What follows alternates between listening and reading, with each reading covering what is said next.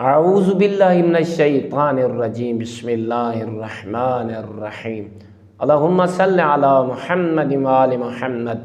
مومنین، مسلمین، آج آپ کے لیے انتہائی قیمتی انمول تحفہ جو آپ کی خدمت میں پیش کیا جائے گا، خدا را اسے معمولی تحفہ نہ سمجھنا، اسے اپنے دامن کے ساتھ متمسک کر لیں اور اپنی عادت بنا لیں۔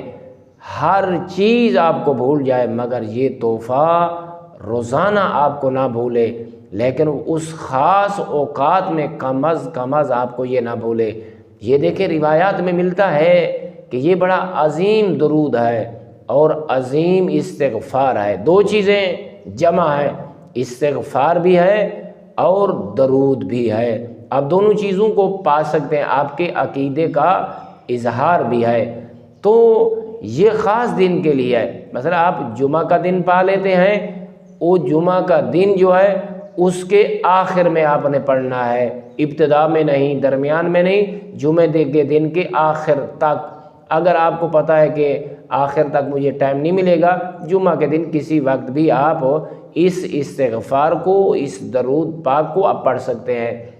دوسرا جو جمعہ کا دن سے ہٹ کر جمعرات کا دن ہے، اس کے عصر کے وقت اس استغفار کو آپ ضرور پڑھیں اور اس درود کو آپ ضرور پڑھیں اور اپنی زندگی کا حصہ بنا لیں۔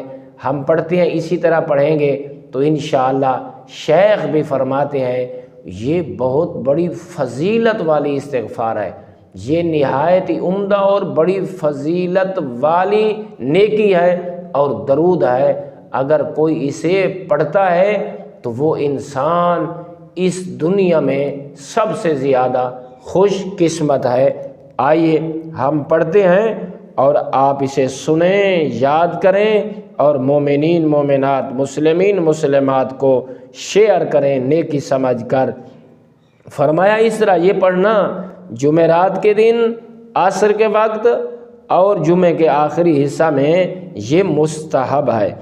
استغفر اللہ الذی لا الہ الا هو الحی القیوم واتوب الیہ توبۃ عبد خاضع مسکین مستقیم لا یستطیع لنفسہ صرفا ولا عدلا ولا نفعا ولا ضرا ولا حیاتا ولا موتا ولا نشورا وصلی اللہ علی محمد وعطرتہ الطیبین الطاہرین الاخیار الابرار وسلم تسلیما۔ اب یہ دیکھیں، یہ درود پاک بھی ہے اور استغفار بھی ہے اور اللہ کے حضور یہ عقیدے کا اظہار بھی ہے۔ اللہ رب العزت ایسے اعمال سے ہمیں اپنے اعمال کو نورانی بنانے کی توفیق اور سعادت سے بہرہ مند فرمائے۔ والحمد للہ رب العالمین۔